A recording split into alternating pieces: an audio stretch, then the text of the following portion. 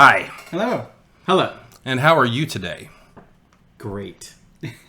Okay, good. Apparently let us know in the comments down below. Yeah. If you're the strong silent type, that's fine with us. Yeah. Welcome to our special Oscar-worthy viewing. Today is our special guest, Pat, and he wanted to basically hit us up with some movies that he thought was going to be pretty good. So today's movie is Ghost Rider 2: Spirit of Vengeance. Yep. Man, Ghost Rider really amps it up in this movie. He's mad. No, I'm kidding. Today we're watching Promising Young Woman, and it was one of the Oscar, finalists for 2021. For the extended 2020 year, which was a 14-month calendar year thanks to COVID. Okay. Well, I think this one was this like a Christmas movie? Did it come out? It was. It came out in December 2020. It actually played in theaters. I got to see it in a theater, which is great.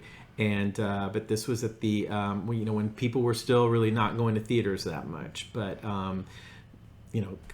good on Focus Features for putting it out there in the theater. Yeah. I'm surprised it actually made it out there. Yeah, me too. But if there was ever a movie that should have definitely made it to theaters, this one was definitely it, because it was unlike any movie I had ever seen in a very, very long time. So, Pat, can you tell us a little bit about yourself? And Sure.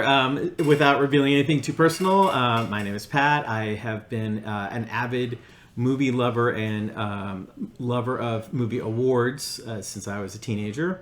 And I founded the Facebook fan site called Tricks Flicks, where I post all my reviews and movie news. And I'm thrilled to be asked to join these guys today for the first time we've collaborated on something. But I appreciate all the 45,000 people who read my crazy stuff on Tricks Flicks and my opinions.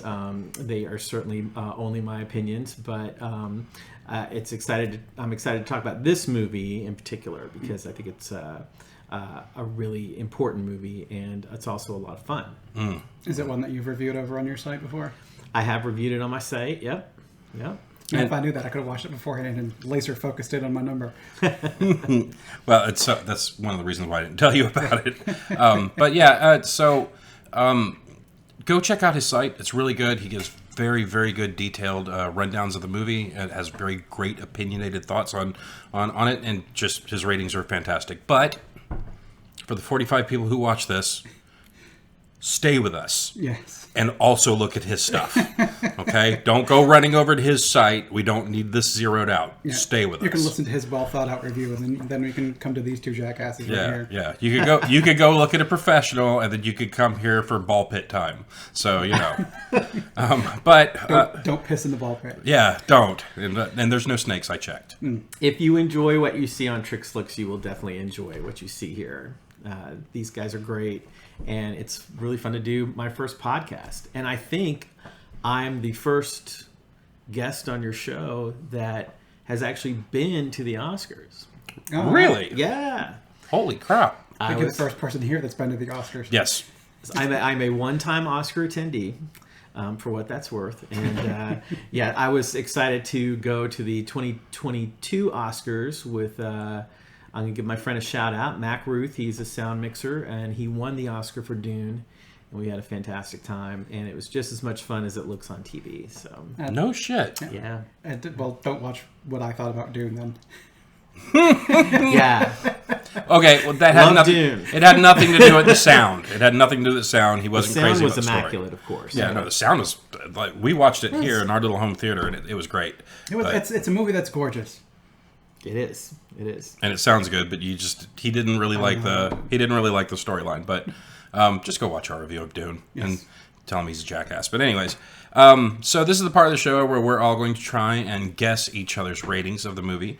And then after that, we're going into heavy spoiler territory. So if you watch past the numbers, it's your fault. Yes. So it's on Freevee at the moment. I don't know if there's other places you can stream it, but I mean, it's for free. Of movies that you could watch for free. I mean, you could do a lot worse. And if you have good friends that have Plex servers, they're there too. Yeah. So, all right. So let's start out. Nick. Yes. what did you think of Promising Young Woman? All right. So on a scale from 0 to 10, with 5 being like right in the middle, I think I'm going to give it a 7. Okay. It was pretty good. So I guess 6. Did you want to see if you did you have a number for him to guess? For Nick, Yeah. I actually guessed a 6. Oh, all right. All right. All right. Pretty close. Pretty close. All right. So, Pat, what did you, on a scale from 0 to 10, what would you give this movie? So normally on Tricks Flicks, we are in the old standard system of 1 to 4 stars, and Sure. sometimes I'll give 2.5 stars or 3.5 stars. But yeah, 1 star means a movie has completely failed in every respect, and 4 stars means it's really achieved something special and different. And so I did give this movie a 4-star rating, so I'm going to give it a 10. Oh, wow. Okay. I would have guessed. You can't see it when I pulled it that way. I guess an 8. So I went somewhat conservative because I knew that you really, really loved this movie, but at the same time, I was kind of like, there were a lot of movies that came out that are really good, so I went conservative. And me having no idea what movies you like. I figured high-ish. No. Does anybody want to ask me now? Yeah, I was about to. Hey, Lance. Did you like the movie, Lance? I did like the movie very much, and if I was to guess, if I was to rate it from 0 to 10, I would give this movie a 9. No. I also would have assumed you would have given it an 8. And I I had double- guessed I a double 7 rated. for Lance. Okay. Yeah. All right. And we're gonna get into it. We're gonna really dig into it now. So if you've seen this movie, welcome, and please feel free to comment and share and like and donate to our Patreon that I keep talking about that doesn't exist. Yes. And if you haven't, go see it now. Turn it off. Yep. Go watch the movie. It's on Freevee, at least. Yes.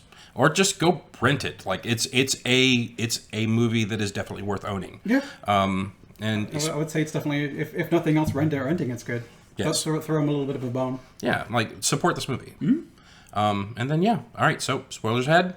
You've been warned, and here we go. Okay. So please lead us out. Well, Promising Young Woman is the story of a young woman named Cassie who is a medical school dropout, and she is kind of recovering from the suicide of her best friend that she was in school with following an incident in which she was sexually abused by another classmate, and her pleas for justice were ignored.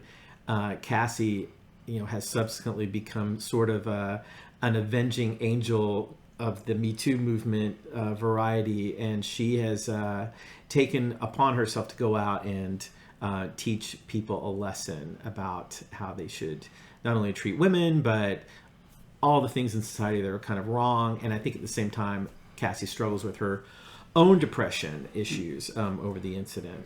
And so that leads her to some very dark places in the film. Yep. It's definitely waves of like PTSD kind of going through it. Definitely. Yeah. Definitely. This movie surprised me and it challenged me because I'm a Gen Xer. I came up in a slightly different time in America. And this movie challenged me on a level where at first when I was kind of viewing it, it was kind of like, well, she got drunk at a party. But then like when they actually go back and play the video and it sounds like there's a whole room of people there. And it's like, why doesn't anybody help her? Like, why is this funny? Right. That's the part that really kind of got to me. And it really kind of agitated me. And I finished this movie out with like, I was hoping she would kill everyone in the room at the end of that movie. Like I really did. I was hoping that the booze was poisoned. I was hoping that she was going to be able to like carve the name all over this dude's body. But I'll tell you what I did not expect about this movie is that every one of the nice guys were people who you would know from popular cinema and stuff who are nice people. Like, and that's what I kind of got. It kind of threw me a curveball. I wanted to hate everybody that came in, but like every single one of them, they're lovable characters. And I was just kind of like, okay, well, maybe this guy is a nice guy. No, they're not nice people. If nothing else, complacent, which is not Right. Which is not a thing to be necessarily either. Right. And they think they're nice. Yeah. Which she constantly reminds them, like, are you a nice guy? You sound like a lot of nice guys, but here's what happens with all these nice guys. So to get into the plot a little bit more, is like Cassie will go out and pretty much try to lure one of these nice guys into a situation where they can either be a gentleman or they can take advantage of her. She's often feigning being drunk and going home with someone who then almost inevitably takes advantage of her in some way. And then she kind of lets the cat out of the bag that she's not drunk, and what do they think they're doing? Yeah. And it is great that these guys are often played by like McLovin and Adam Brody and guys that you normally see in movies who are very nice, mild-mannered people, and yet they become predatory pretty quickly. Yeah. And so all their friends or whatever that just kind of think it's cool or whatever too, like, hey, you're gonna go hit on the drunk girl, right? It's like go bag her, like that's a and that's complacent. Yeah, and I think that's what kind of got me about the movie. So, story time. In my 20s, it was not uncommon for me to go to the bar, get obliterated, find another girl who was drunk too, and then we'd go home together. Never in that time was there anybody that ever told me no. I was never physically abused anybody. I never kept going if anybody did want me to stop. And I think that's where at first I was kind of like, okay, well, when people go to parties, they get a little drunk and they'll get together. But like consent is it's the highest form of basically respect and having, a good time with another partner. This is where the movie challenged me on that, because when she would go home with the people and then they would try and basically take advantage of her, which she's telling them no, and they kept going, it was kind of like, I hope she's killing these dudes, because it was very unclear if that was what was happening. That is very unclear, because she has a little notebook and she puts her name and she makes hash marks, and some of them are black and some of them are red. And I think some are blue. Some are blue. And and so what does that mean? Does the red mean that she hurt someone? Did they hurt her? Did she fail to let them see the light? And that's what kind of like got me through the very tough ending of the movie. And what happens with Cassie is because it was kind of left open ended. Is she a vigilante in the worst sense? Has she committed crimes herself in the name of her idealism? So that was the one thing that kind of got me through that brutal ending, which I'm sure we'll talk about later. But. Yeah, well, that's kind of one thing I wasn't sure if they were leaving vague intentionally. But like when I was watching, I watched the trailer or whatever to kind of see if it was a movie that would pick or whatever. And the way it was set up, I figured she was going to be like murking people, like she was just going to go up if they took advantage of her. She was just going to kill them, and that's like not a thing that happened really. Right. So like when she went home and did put the red mark, I'm like, oh, she killed him. I mean, we never see him again, but at the same time, right? It doesn't seem like she's killing people. So, especially with McLovin, she told him to stop, and he's just kind of like, "No, I'm so sorry. I didn't know." Right. And she left. Right.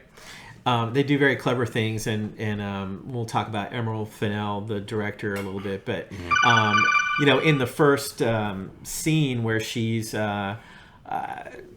confronted Adam Brody about what he's doing to her, even though she's clearly too intoxicated to make a decision.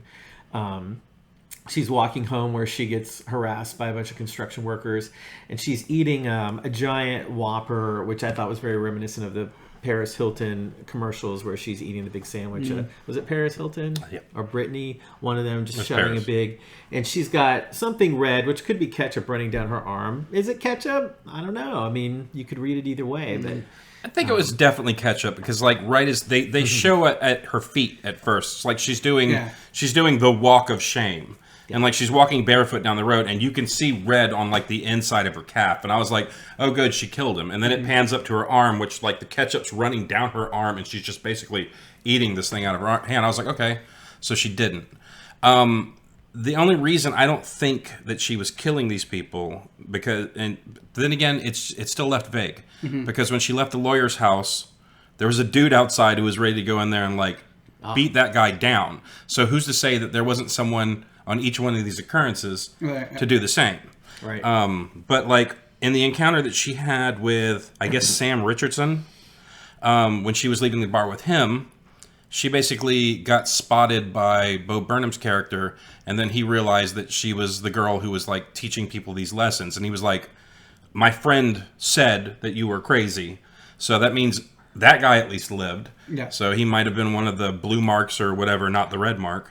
Right. But she was at least like the word had gotten out. Yeah. About what was going on with that. Well, she even said other people do this sort of thing too. Yeah, and that person carries scissors. Yeah. Right. And he's like, no, they don't. And she was, I loved her confidence, and I loved how that vicious, not vicious, but like I loved that revenge streak that was in her. That whenever she would step to these people, there was no fucks given. She'd walk right up into them and just be like, I'm going to teach you the hardest lesson of your life right now. I'm going to make you look in a mirror, and you're not going to like what you see, but you're going to learn something before I'm done with you. Right. And I just loved the way she portrayed that. She kind of transforms in a way into a superhero in these moments. It reminded me of, she has she's going into the Batcave at night, and because when you see Cassie at home, her home decorated by her parents, believe it or not, like her parents are Clancy Brown and Jennifer Coolidge from White Lotus, who's like the hottest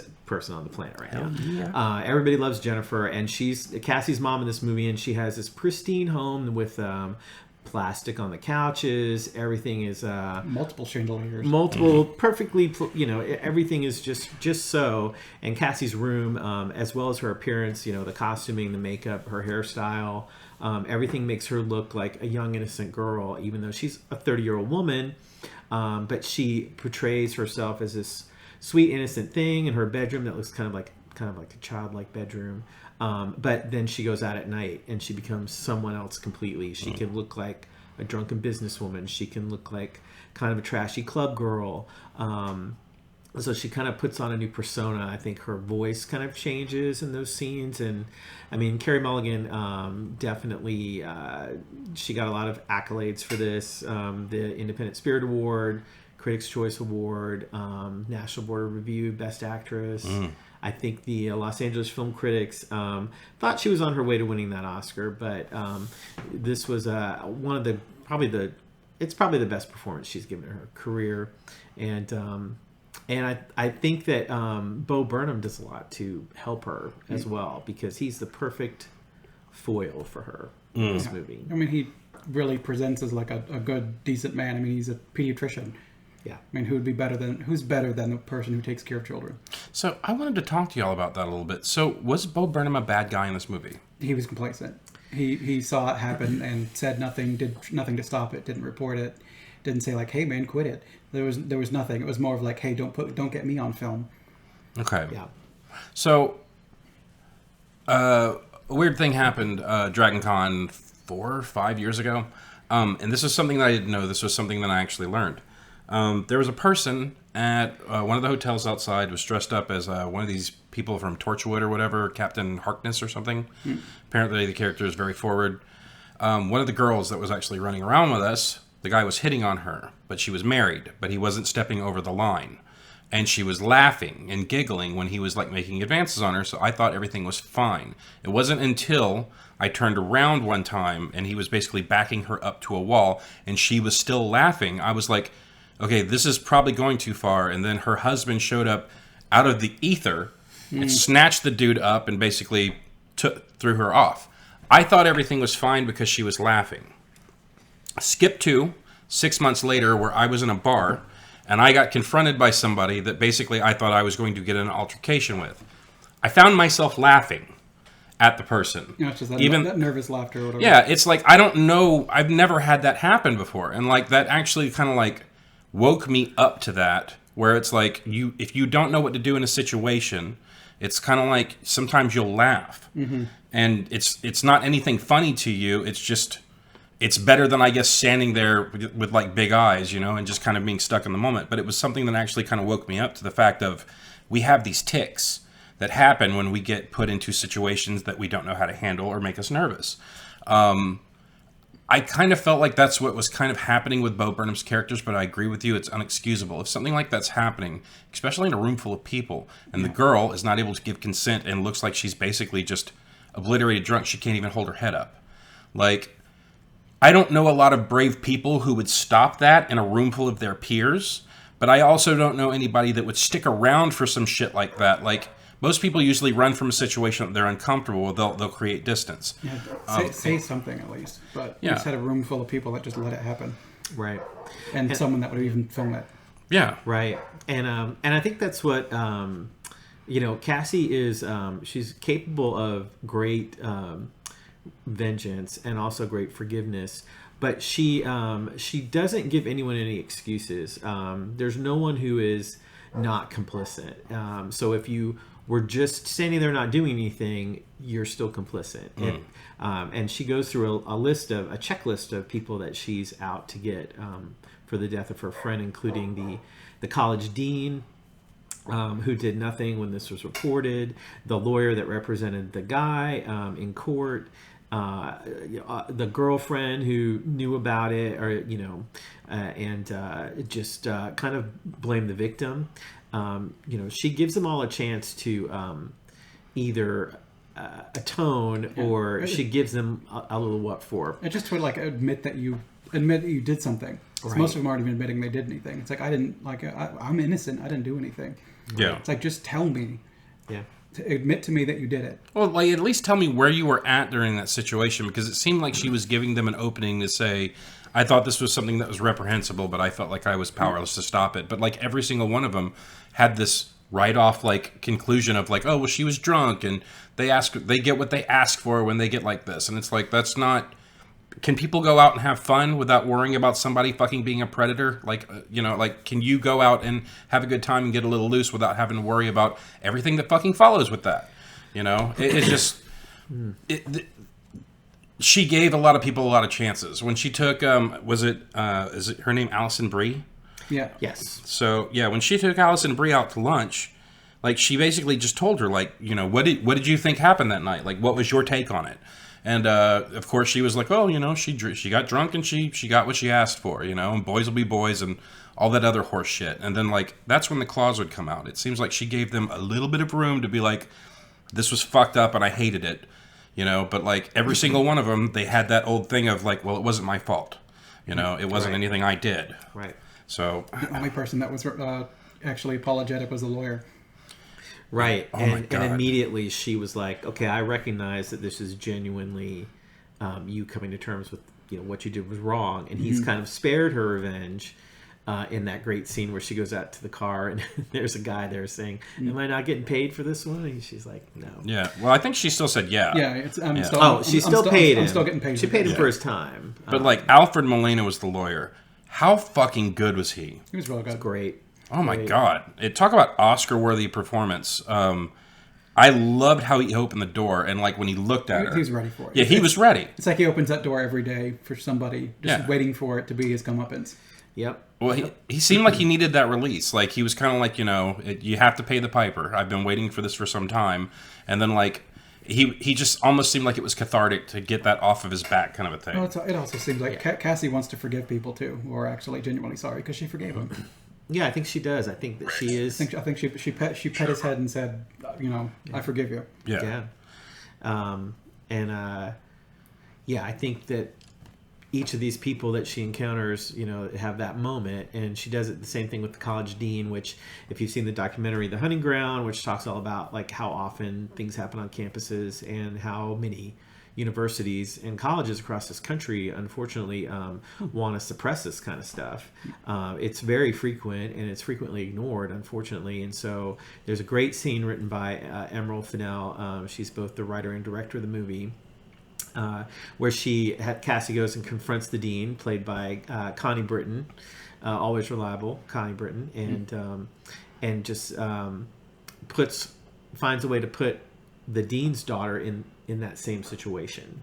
It's a very clever ruse that she pulls with this dean, and who finally admits, well, it's not just about, I was wrong to think it was just a he said, she said thing. I could have done more. Yeah. And Cassie says, look how easy that was. You just had to think about it another way. You just had to think about it as if it was your daughter. Yeah. How quickly you were untrustworthy with your boys when it was your daughter. Mm-hmm. Right. It was all different when the shoe was on the other foot. Yeah. Great writing from Emerald Fennell. This woman kind of came out of nowhere with this movie.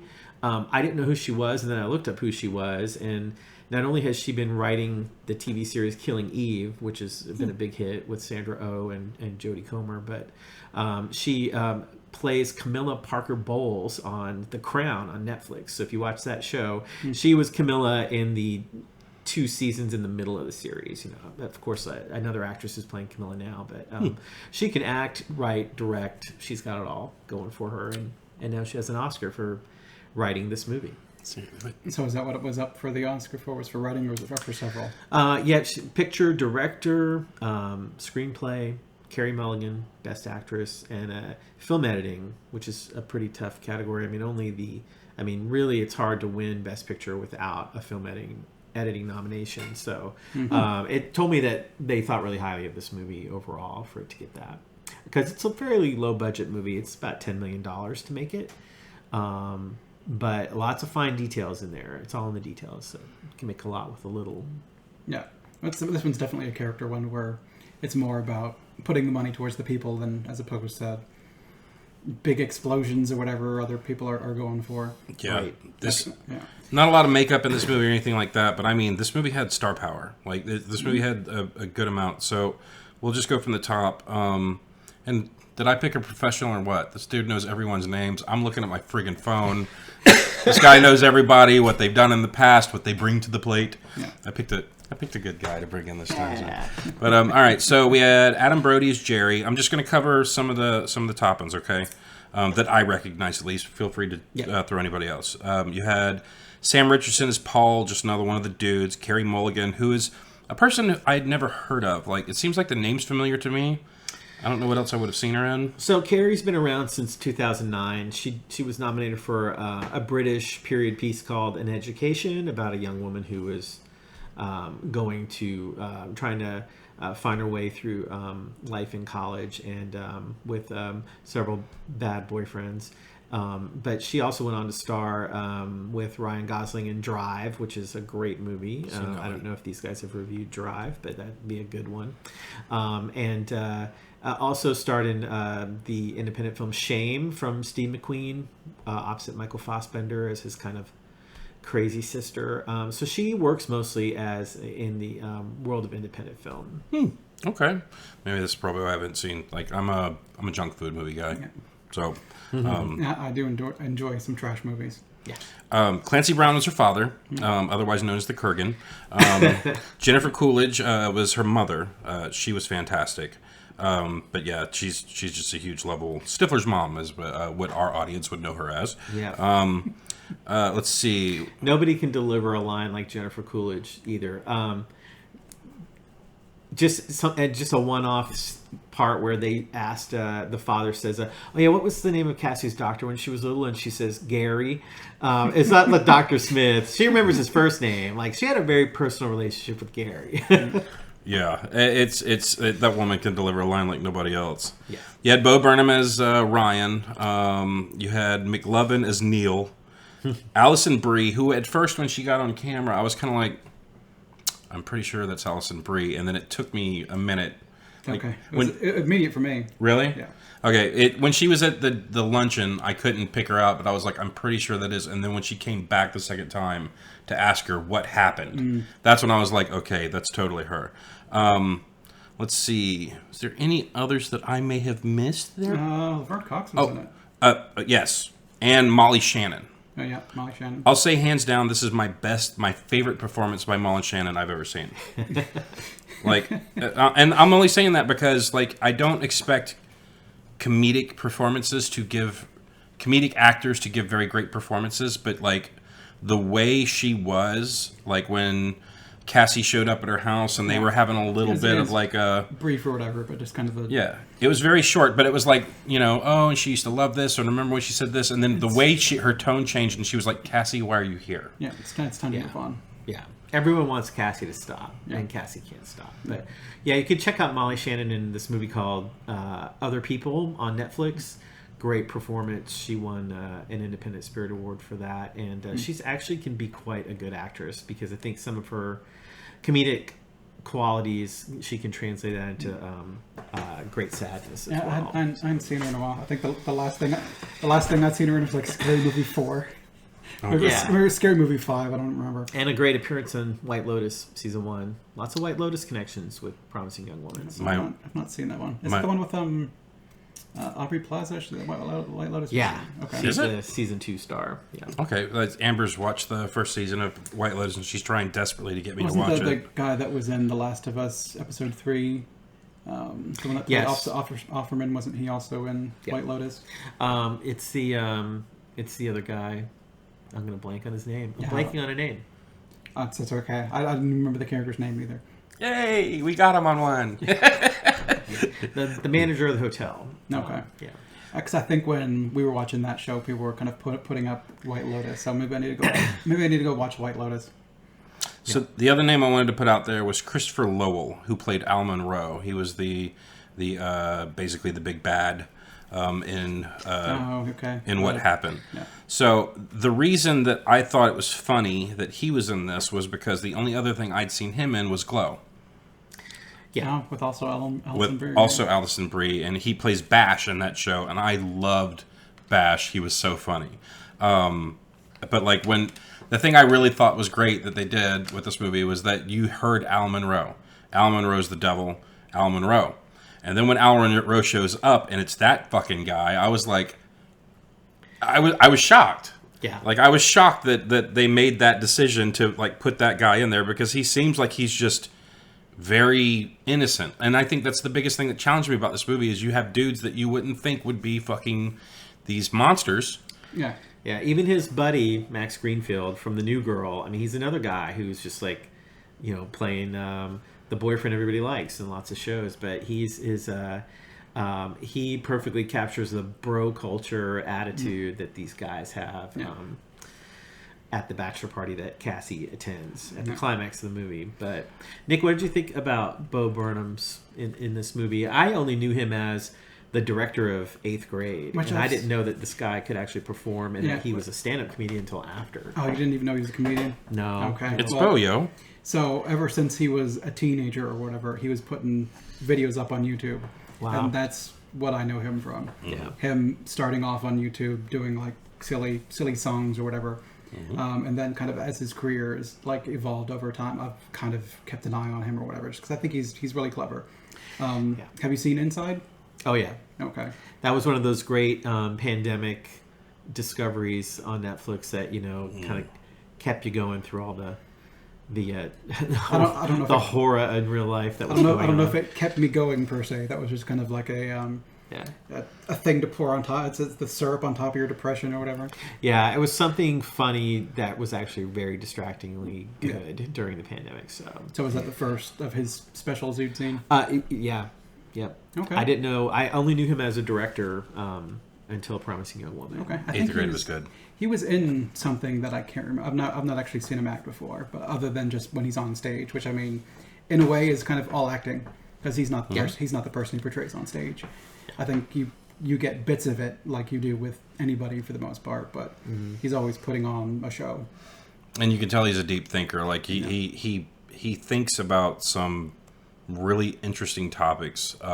Inside some of his songs, I thought were actually pretty crazy for something that he just wrote in his house over the pandemic. Oh yeah, and appeared to be going through a heavy depression phase. But we're not talking about Inside. It's both Burnham related. Yeah. He did put out on YouTube Inside Cut, I think is what it was called, or Inside Outtakes. That's what it is. Have you watched any of that? I have not watched that. Okay. I'm sure it's essentially another hour and a half of stuff he cut out of Inside. And threw up there. I haven't seen that either. You haven't seen that either? Okay. More Inside if you're interested. Yeah. Got something to do tonight. The perfect person for this part because he could not seem more innocent, likable. Seems so sweet. And you feel him pulling Cassie back, and saying she's ready to take a chance again and trust a man, and it all gets pulled out from under her. Yeah. Even like the ending or whatever, when he is there staring at his phone, I got the impression he was waiting for him to get turned in. I'm sure. Not whatever else was going on around him. Mm-hmm. It's kind of he looking at it like, what is she going to do to me? Not what happened. It's kind of the way what I'm reading on his face anyway. Even when confronted by the video the first time, his first reaction, of course, is, "Well, I didn't do anything wrong. I'm not even there." Yeah, I'm not. Yeah. And then his voice like clearly comes through, and you're just like, "Fuck." Yeah, when she brought him that video, and because everything was going so great, I was watching this and I was like, okay, she's getting these dudes back. She's okay, she found love. Everyone wants to drop it. She's throwing away her list. She's actually falling for this guy. Yeah. That's great. She's actually you're waiting for the turn. Yeah. I wasn't. I was literally like It seemed like the movie had been on for a while, and I was like, okay, she's off her revenge kick. She's actually found someone that she could be with. And then, like, I paused the movie to get up to go to the bathroom and realized I was halfway through, and I was like, fuck. Yeah, I mean, all right. I don't know, kind of like what goes on through, I guess, trauma or whatever. You're just waiting for the relapse of whatever it be, that triggering thing that kind of brings it all back. And I mean, some people are lucky it doesn't happen, but unfortunately, sometimes just something brings it all right back. Yeah. So is this where Cassie decides her life is over? Because I felt like watching the movie and thinking about it a little bit after the ending that she didn't intend to make it out of that bachelor party. It didn't seem like it.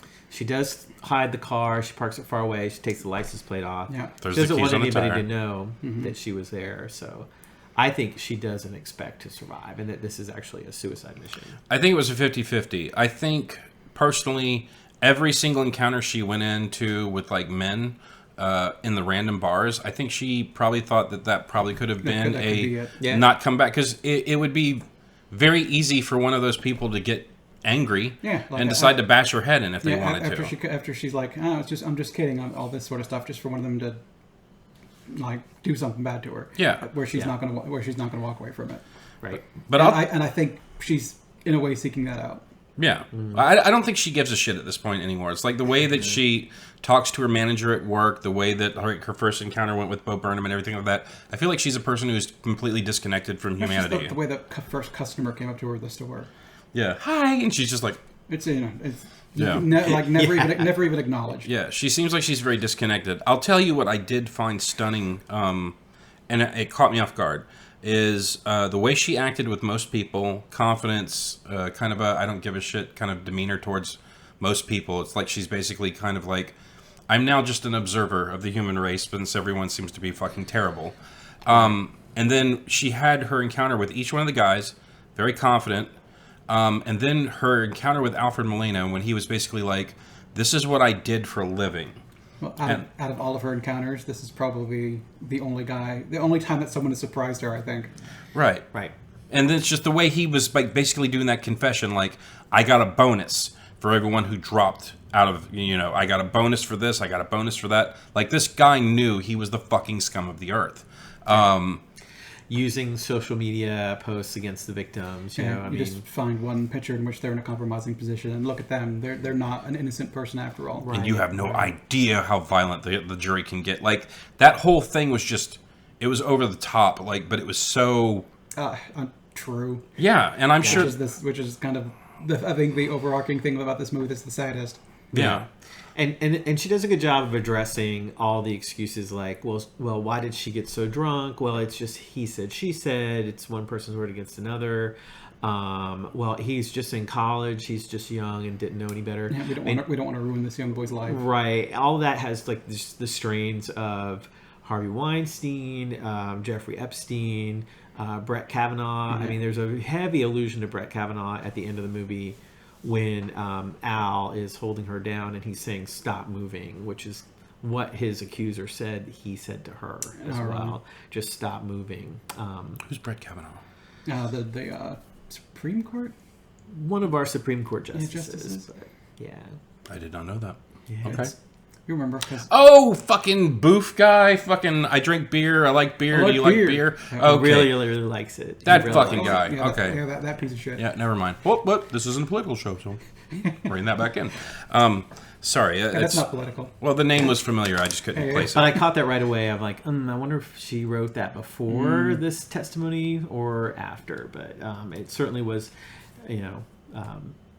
there's lots of allusions to other real life cases that everyone's heard about during the Me Too movement. That one college kid too, or whatever, as well. Right. Whose name I don't remember at this moment. Like Brock Turner. Yeah. Yes. Yeah. Okay. Yes. Because I think isn't that even what the title was a reference to, or something like that? Because wasn't he a promising young man? He was a promising young man. They all say that on every single one of these. Yeah. Well, he was a promising young man. He shouldn't have his life ruined over this. Yeah. And that's another pulled right from the headlines. Yeah. So I'd watched a small bit because, like, I actually went searching for is she killing motherfuckers? Like, I wanted to know that. I wanted to get other people's opinion on it ahead of time. There's only one person that seemed to address that movie that I found on YouTube, and I just watched that one little bit of what her opinion was. And the one thing that she brought up was, you see time after time in every single one of the defense trials, the defender for the accused will always say the media will say he's a promising young person that's a swimmer and a blah, but they'll never say accused of, like, you know, whatever they did, which was actually kind of like, you know, kind of eye-opening too. But also the other thing that I got was most of these people are fucking rich. And, like, rich people could just kind of get away with whatever the fuck they want to in this country right now. So we need to stop that. Yeah. But yeah, the way her character changed, the only time I ever saw her, like, off her game was when Alfred Molina was asking her for forgiveness. I can't sleep. Yeah. I'll never forgive myself. I know I've done wrong. Like, that guy is in hell. Yeah, it's please hurt me. Yeah, please do something, you know. Make me pay for this. And the way she was just, like, rattled by that, because that is probably the first time since she's been doing that that someone was like, I need to be punished because I know I'm terrible. Yeah. So something I think about the ending that it kind of ties into that is she doesn't expect anyone to do the right thing. Because if, like, say the people, like, she went to the bachelor party and they kill her. Mm-hmm. If they did the right thing and went to the police and said, like, here's all this evidence of her coming here specifically to hurt them, I mean, he might have been in less trouble had he just done the right thing and gone to the police and say, like, look, she's here. Here's her bag of tools. Right. She came to kill me. Mm-hmm. But they covered up. And she knew they were going to, like, her plan, I don't think at all accounted for them doing the right thing. Right. And not at all, because just immediately the bro culture just took over. He's like, it's not your fault. You didn't do anything wrong. You know, he's just smothered someone to death, and because it kind of feels like I did. It's all he's like, it kind of feels like it did. And then of course the inevitable, just disposing of her. Yeah. And a very kind of piss poor job too. Yeah. And of course her revenge is pre-planned very well. Yeah. But that I'm surprised that they went for that ending. Like, I'm surprised that they did that because you like Cassie a lot. You want to see her succeed. I could have saw it going either way. Either she goes there and something bad happens, or she goes there and she just loses herself to it. Yeah.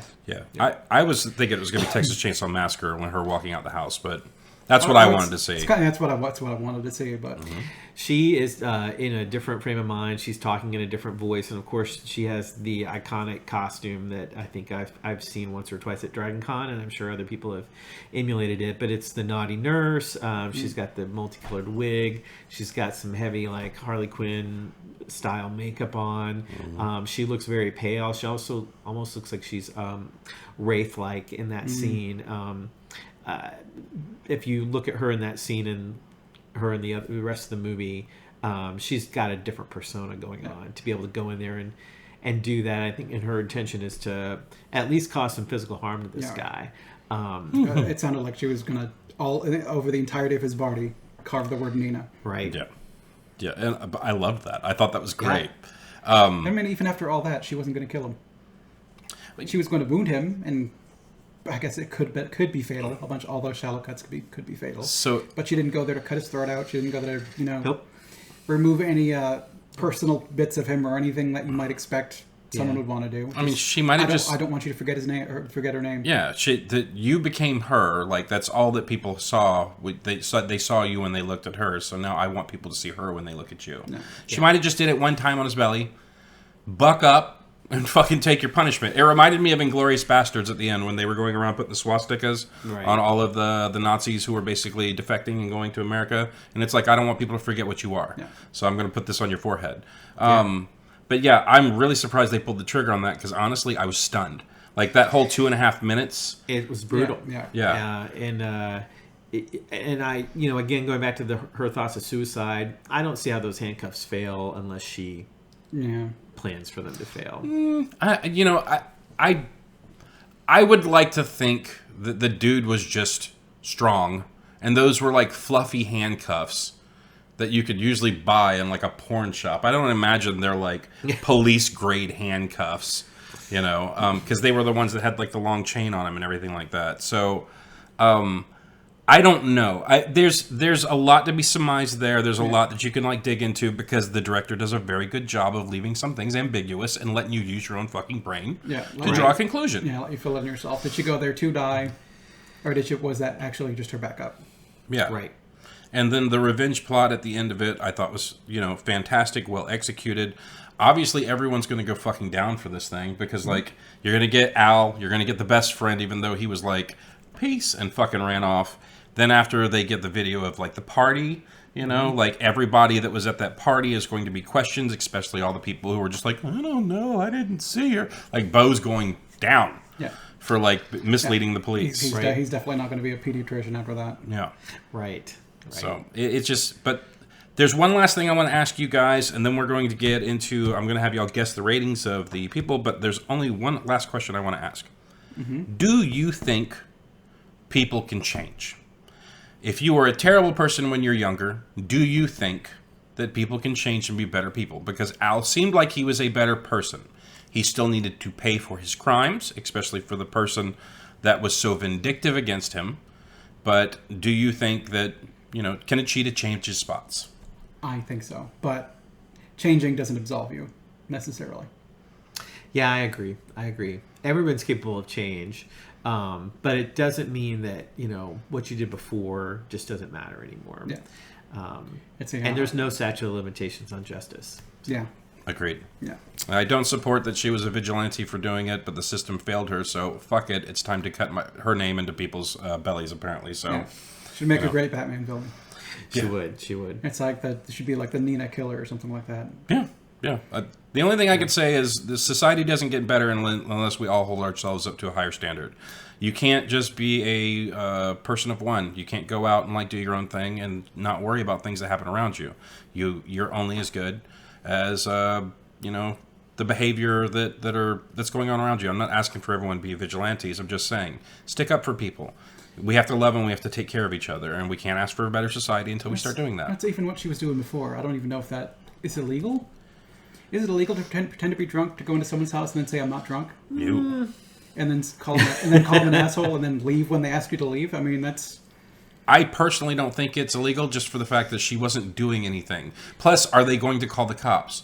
Because her first line is going to be, well, he went down on me when I was drunk, or he put his hand up my skirt when I was drunk. Yeah. They're not going to call anybody. She let them cross the line, and then she dug into him. Yeah. Right. So they are always entrapped for sure. Yeah. So is that entrapment? I mean, I don't know. I mean, I don't think she's doing anything illegal per se. I mean, there might be some rule where it's getting in someone's house under false pretenses, but for the most part, they were the ones bringing her home.